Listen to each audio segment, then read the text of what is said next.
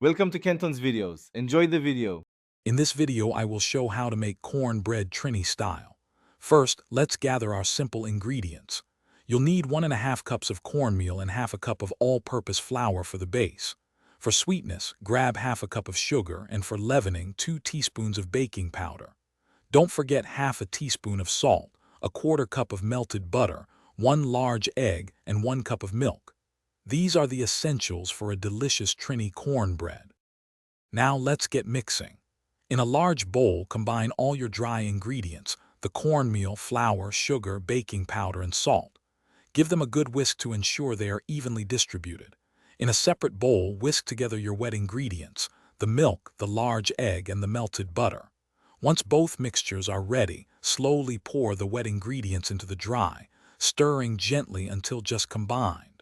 Remember, overmixing can lead to tough cornbread, so stop as soon as it comes together. It's almost time to enjoy your homemade Trini cornbread. First, preheat your oven to 375 degrees Fahrenheit.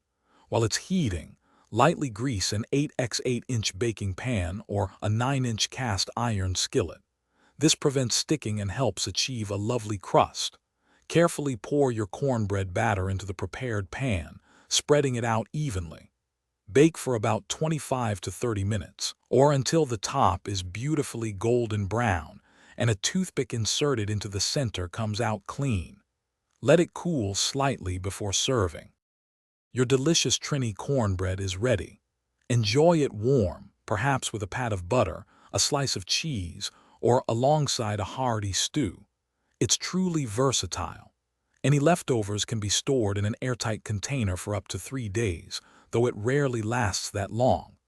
And speaking of making life easier if you're looking to upgrade your home cleaning, check out the Shark AI Ultra Robot Vacuum. You can find a link to this amazing robot vacuum and other great deals in the description below.